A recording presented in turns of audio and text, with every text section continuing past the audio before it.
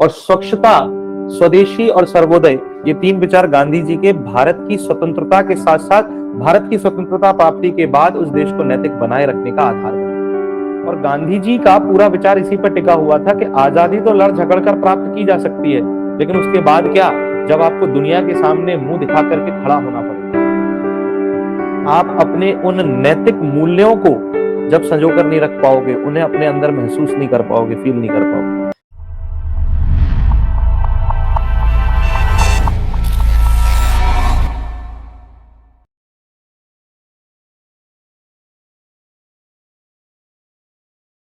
क्योंकि गांधी जी ने इस चीज को तभी महसूस कर लिया था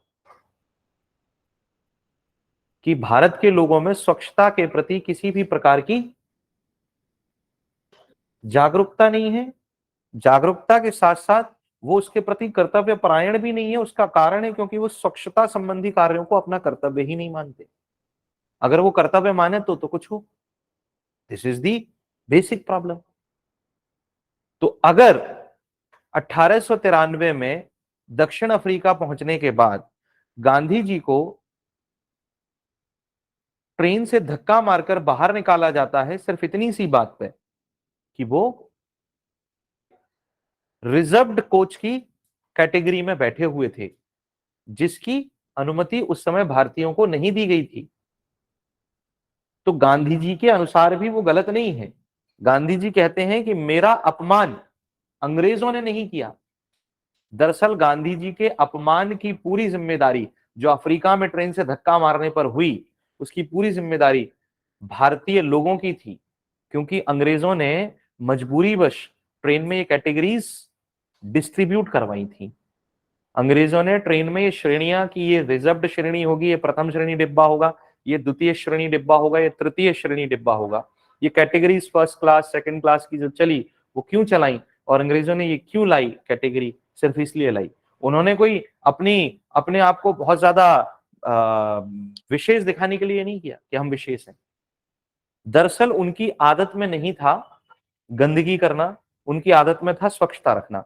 आप आज भी जाएंगे तो यूरोप के देशों में जाकर देखेंगे, यूरोपीय सभ्यता आपको मानना पड़ेगा भारतीय सभ्यता से ज्यादा स्वच्छ है। मैं सभ्यता की बात नहीं कर रहा, तो जो भारत की प्राचीनतम सभ्यता थी, मैं भारत की आधुनिक समाज की सभ्यता की बात कर रहा हूं, जिसमें भारत यूरोपीय सभ्यताओं से कम स्वच्छ रहा है, जबकि यूरोपीय सभ्यताएं अधिक स्वच्छ रही हैं।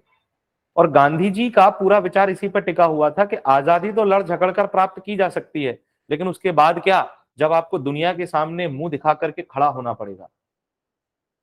और जब आप दुनिया के सामने अपना मुंह दिखा करके खड़े होगे तो कौन सा मुंह लेकर जाओगे? आप अपने उन नैतिक मूल्यों को जब संजो कर नहीं रख पाओगे, उन्हें अपने अंदर महसूस नहीं कर पाओगे, फील नहीं कर पाओगे। और स्वच्छता, स्वदेशी और सर्वोदय, ये तीन विचार गांधी जी के भारत की स्वतंत्रता के साथ साथ भारत की स्वतंत्रता प्राप्ति के बाद उस देश को नैतिक बनाए रखने का आधार बने हैं, कहीं ना कहीं देखा जाए। क्योंकि गांधी जी को ट्रेन के डब्बे से इसीलिए फेंका गया था क्योंकि गांधी जी रिजर्व्ड कोच में बैठे हुए थे। भारतीयों को रिजर्व्ड कोच में बैठने की इजाजत नहीं दी गई थी, क्योंकि अंग्रेजों ने उस डब्बे को सामान्य श्रेणी यानी तृतीय श्रेणी डब्बे से अलग रखा था। भारतीय सिर्फ तृतीय श्रेणी डब्बे यानी थर्ड क्लास कोच में जा सकते थे। और ऐसा अंग्रेजों ने क्यों किया था? क्योंकि स्टार्टिंग में ऐसा नहीं था। स्टार्टिंग में पूरी ट्रेन में सब लोग एक साथ बैठा करते थे, कोई कैटेगरी नहीं बनाई गई। जब ट्रेन आई सबसे पहले, जब पैसेंजर ट्रांसपोर्टेशन शुरू हुए, तब ऐसा नहीं था।